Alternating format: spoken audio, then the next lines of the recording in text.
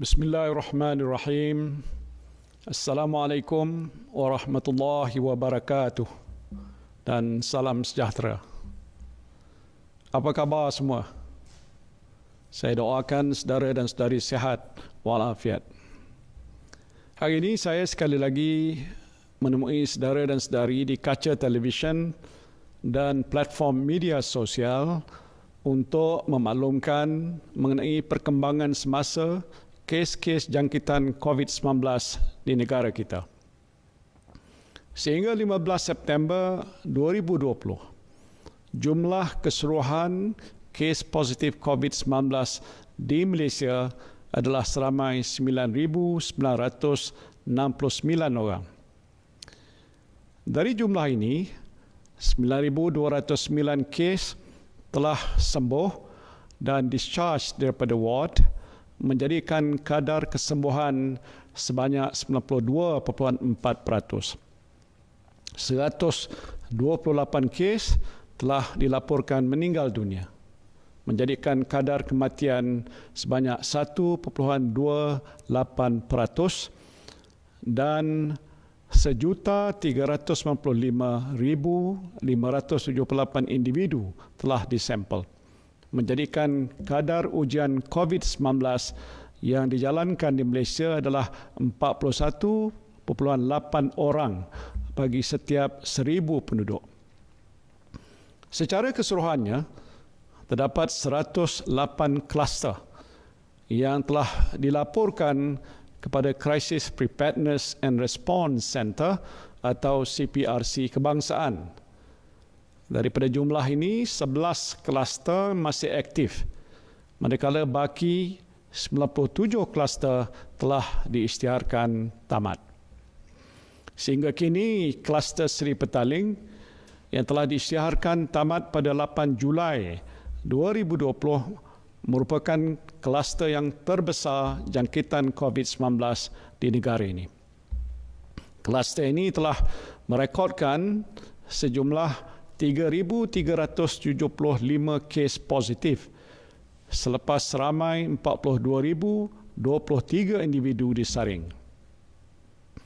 Walaupun negara kita setakat ini telah berjaya menangani penularan wabak COVID-19 dengan baik, saya berasa agak bimbang kerana terdapat peningkatan jumlah kes positif COVID-19 yang agak ketara sejak kebelakangan ini. Sepanjang tempoh 14 hari yang lalu, sebanyak 615 kes baru telah dicatatkan. Peningkatan ini turut menyaksikan 3 buah daerah yang merekodkan 41 kes atau lebih sepanjang tempoh 14 hari yang lepas. Daerah-daerah yang dikategorikan sebagai merah ini ialah Kota Star di Kedah dan Tawau serta Lahad Datu di Sabah. Sementara itu, jumlah keseluruhan pelawat daripada luar negara yang dikesan positif COVID-19 sepanjang tempoh 3 April hingga 15 September 2020 adalah seramai 1,017 orang. Dan buat masa ini, berdasarkan dapatan yang diperolehi oleh para penyelidik daripada seluruh dunia dan tren kes yang dilaporkan, pandemik COVID-19 dilihat masih menular secara aktif dan dijangka akan berterusan untuk suatu tempoh masa yang agak lama.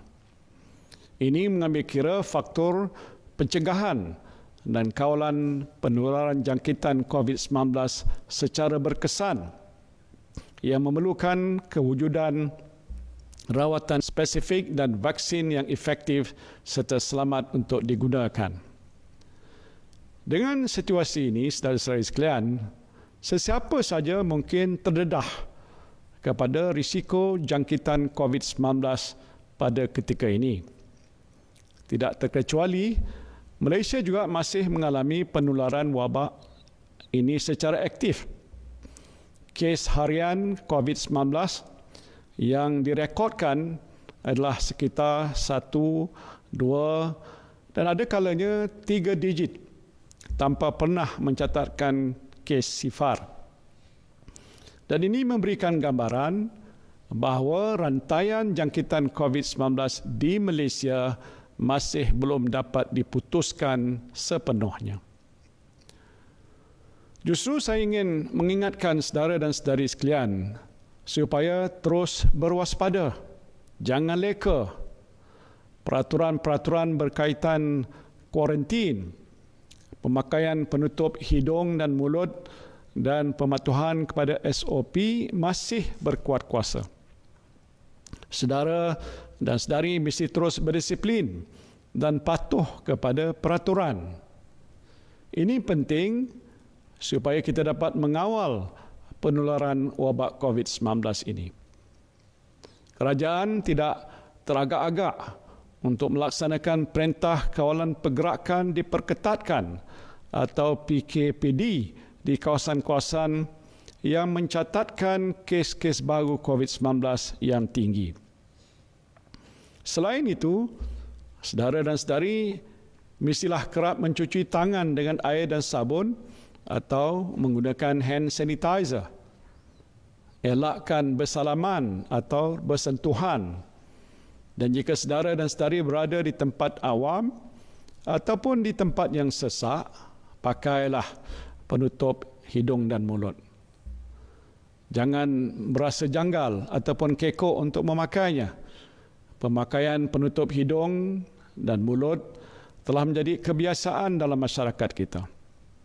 Kini kita semua mesti memainkan peranan sebagai petugas barisan hadapan dengan terus mengamalkan norma baru dalam kehidupan kita.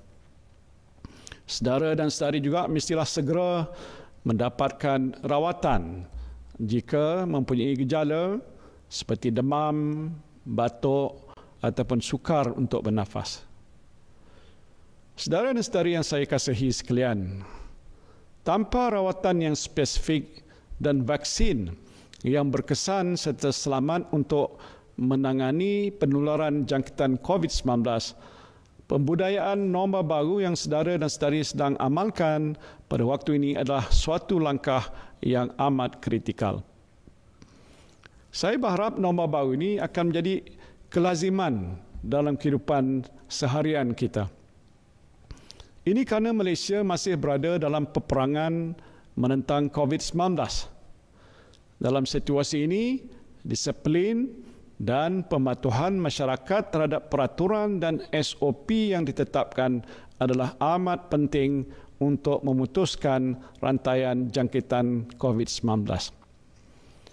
Matlamat kerajaan bukan hanya untuk melandaikan lengkok penularan, tetapi juga memastikan wabak jangkitan ini dapat dikawal untuk suatu tempoh yang panjang. Kawalan sempadan negara juga akan terus dipertingkatkan untuk mengekang aliran kemasukan individu yang berpotensi dijangkiti COVID-19 ke dalam negara kita. Sempadan negara kita masih ditutup kecuali untuk tujuan perniagaan termasuk pelaburan dan pendidikan dengan syarat-syarat pematuhan SOP tertentu yang ketat juga. Jika dibandingkan dengan situasi di beberapa negara luar, terdapat negara yang masih berusaha keras untuk menangani penularan jangkitan COVID-19 yang belum lagi menunjukkan tanda untuk reda.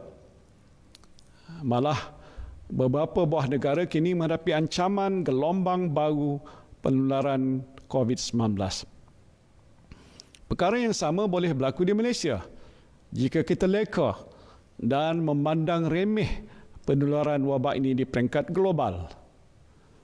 Walaupun kawalan sempadan negara yang ketat menimbulkan sedikit kesukaran khususnya kepada saudara dan saudari yang mempunyai urusan di luar negara, tindakan tegas perlu diambil untuk melindungi rakyat dan negara kita daripada wabak yang mengancam nyawa ini. Kita perlu mengimbangi antara keperluan untuk melindungi nyawa dan kehidupan rakyat Malaysia. We must strike a fine balance between protecting lives and the livelihoods of all Malaysians. Justru kerajaan tidak akan terburu-buru untuk membuka sempadan negara. Malah kawalan sempadan negara kita akan terus diperketatkan, termasuk meningkatkan usaha menghalang kemasukan pendatang asing tanpa izin. Dan saya juga ingin menasihatkan penduduk di negeri Sabah supaya lebih berhati-hati.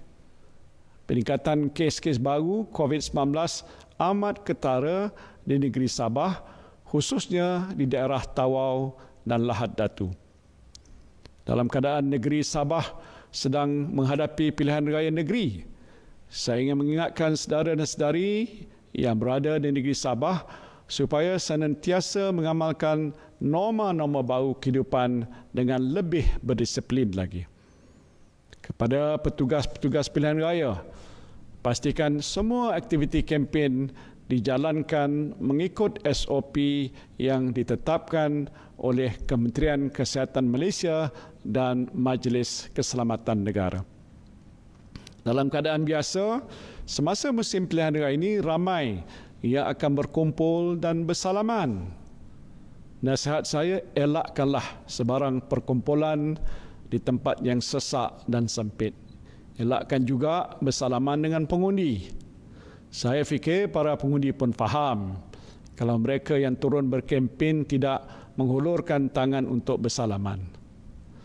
Yang penting kita saling melindungi antara satu sama lain supaya tidak terkena jangkitan COVID-19 ni. Kita jaga kitabah. Saudara dan saudari yang saya kasihi sekalian, saya ingin mengingatkan kita semua akan kesan sekiranya kes-kes COVID-19 meningkat dengan mendadak dan PKP terpaksa dilaksanakan semula. Akibatnya tentulah amat buruk kepada kehidupan kita dan ekonomi negara kita.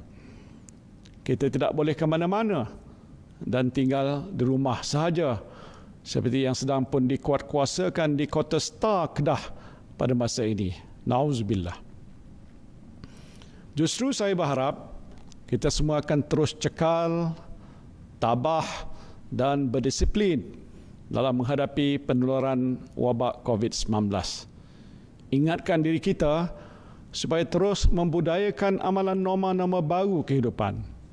Selain tindakan-tindakan yang diambil oleh kerajaan, amalan norma baru kehidupan oleh saudara dan saudari sekalian adalah faktor yang amat penting dalam usaha kita untuk memutuskan rantaian jangkitan COVID-19 ini.